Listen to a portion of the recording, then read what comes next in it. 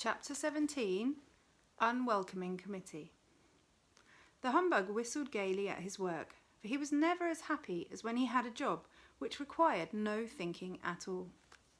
After what seemed like days, he dug a hole scarcely large enough for his thumb. Tock shuffled steadily back and forth with the dropper in his teeth, but the full well was still almost as full as when he began, and Milo's new pile of sand was hardly a pile at all. "How very strange," said Milo, without stopping for a moment. "I've been working steadily all this time, and I don't feel the slightest bit tired or hungry. I could go right on the same way forever." "Perhaps you will," the man agreed with a yawn. At least it sounded like a yawn. "Well, I wish I knew how long it was going to take," Milo whispered as the dog went by again. "Why not use your magic staff and find out?" replied Tock, as clearly as anyone could with an eyedropper in his mouth. Milo took the shiny pencil from his pocket and quickly calculated that at the rate they were working it would take them each 837 years to finish. "Pardon me," he said, tugging at the man's sleeve and holding the sheet of the figures up for him to see, "but it's going to take 837 years to do these jobs." "Is that so?" replied the man without even turning round. "Well, you'd better get on with it then." "But it hardly seems worthwhile," said Milo softly. "Worthwhile?" the man roared indignantly. "All I meant was that perhaps it isn't too important," Milo repeated, trying not to be impolite. "Of course it's not important," he snarled angrily. "I wouldn't have asked you to do it if I thought it was important." And now, as he turned to face them, he didn't seem quite so pleasant. "Then why bother?" asked Tock, whose alarm suddenly began to ring. "Because, my young friends," he muttered sourly, "what could be more important than doing unimportant things? If you stop to do enough of them, you never get to where you're going." He punctuated his last remark with a villainous laugh. "Then you must," gasped Milo. "Quite correct," he shrieked triumphantly. "I am the terrible Trivium, demon of petty tasks and worthless jobs, ogre of wasted effort, and monster of habit." The humbug dropped his needle and stared in disbelief while Milo and Tock began to back away slowly. "Don't try to leave," he ordered with a menacing sweep of his arm, "for there is much to do, and you still have over 800 years to go on the first job." "But why only do unimportant things?" asked Milo, who suddenly remembered how much time he spent each day doing them. "Think of all the trouble it saves," the man explained, and his face looked as if he'd been grinning an evil grin. If he could even grin at all. "If you'd only do the easy and useless jobs, you'd never have to worry about the important ones which are so difficult. You just won't have the time. For there's always something to do to keep you from what you really should be doing. And if it weren't for that dreadful magic stuff, you'd never know how much time you were wasting." As he spoke, he tiptoed slowly towards them with his arms outstretched and continued to whisper in a soft, deceitful voice. "Now do come and stay with me. We'll have so much fun together. There are things to fill and things to empty, things to take away and things to bring back, things to pick up and things to put down, and besides all that, we have pencils to sharpen, holes to dig, nails to straighten, stamps to lick, and ever so much more.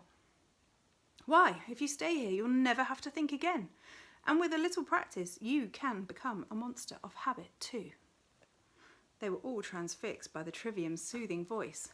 But just as he was about to run them in his well-manicured fingers, a voice cried out, "Run! Run!" Milo, who thought it was Tock, suddenly turned and dashed up the trail. "Run! Run!" it shouted again, and this time Tock thought it was Milo and quickly followed him. "Run! Run!" it urged once more, and now the humbug, not caring who said it, ran desperately after his two friends with the terrible Trivium close behind. This way, the voice called again.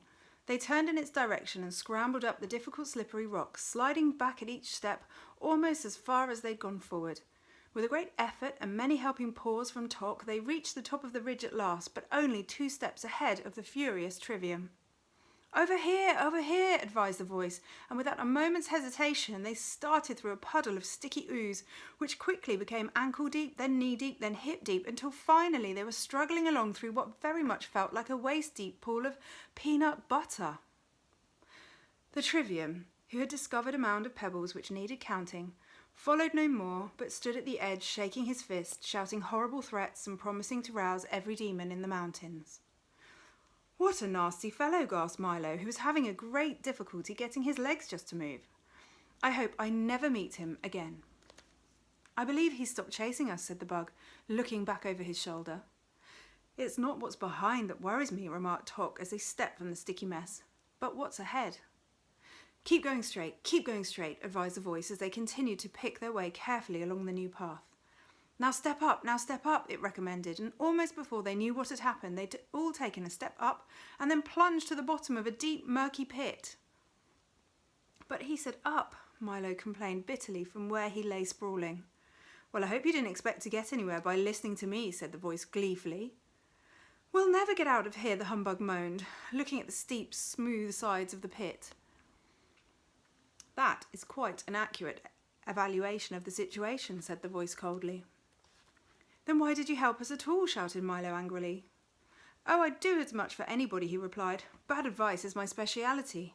For, as you can plainly see, I'm the long-nosed, green-eyed, curly-haired, wide-mouthed, thick-necked, broad-shouldered, round-bodied, short-armed, bow-legged, big-footed monster.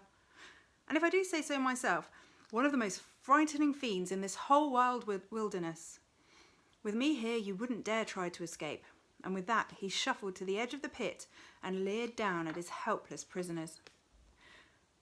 Tock and the humbug turned away in fright, but Milo, who'd learned by now that people are not always what they say they are, reached for his telescope and took a look for himself. And there at the rim of the hole, instead of what he expected, stood a small furry creature with very worried eyes and a rather sheepish grin.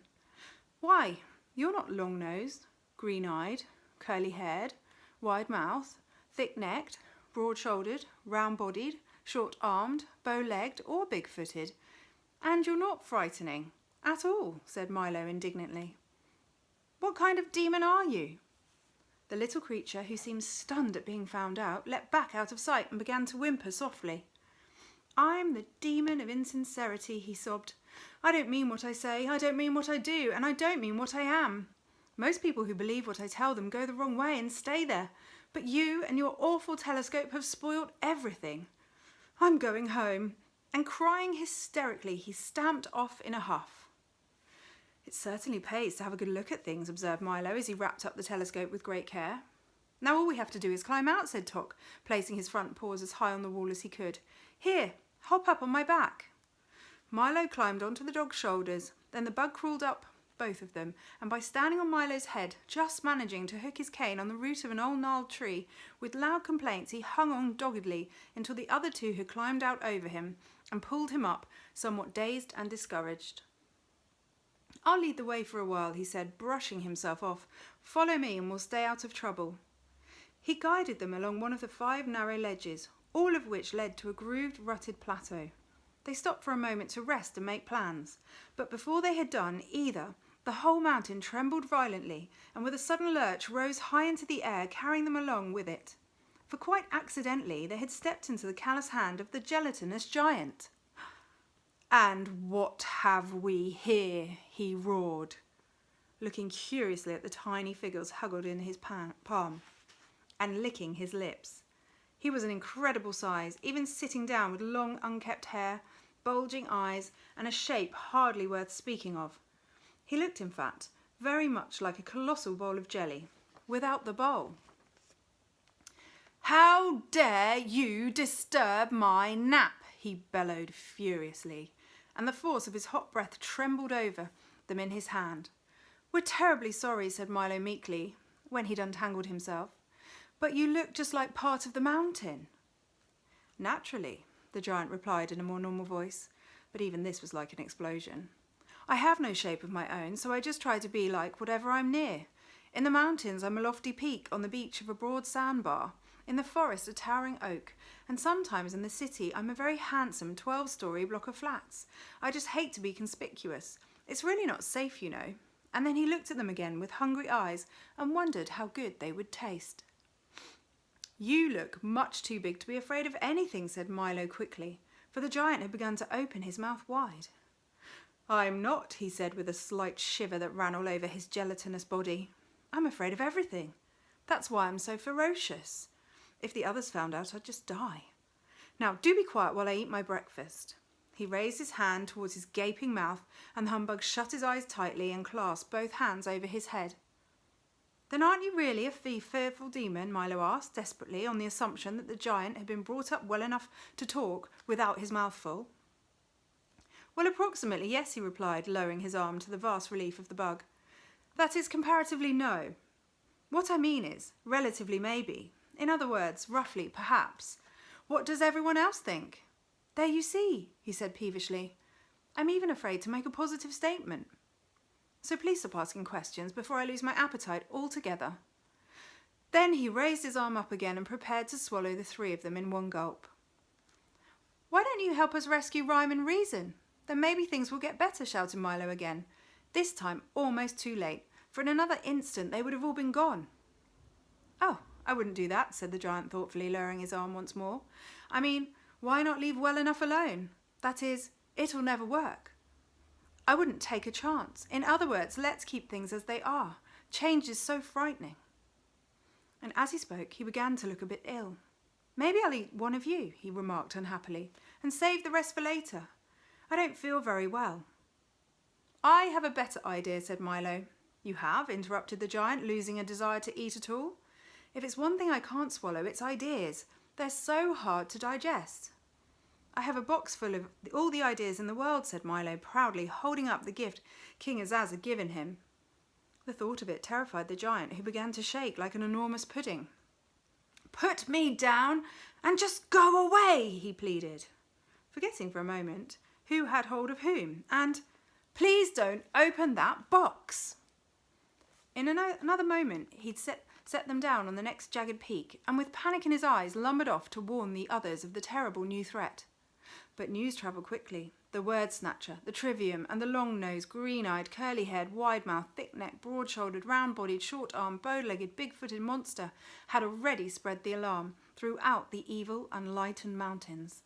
And out the demons came, from every cave and crevice, through every fissure and crack, from under the rocks and up from the mud, stomping and shuffling, slithering and sliding through the murky shadows, and all had only one thought in their mind: destroy the intruders and protect ignorance. From where they stood, Milo, Tok and the humbug could see them moving steadily forward, still far away but coming quickly. On all sides of the cliffs were alive with this collection of crawling, looming, creeping, lurching shapes. Some could be seen plainly, others were but dim silhouettes. And yet still more, only now beginning to stir from their foul places, would be along much sooner than they were wanted. We'd better hurry, barked Tok, or they're sure to catch us, and he started up the trail again. Milo took one deep breath and did the same. And the bug now knew what lay behind, ran ahead with renewed enthusiasm.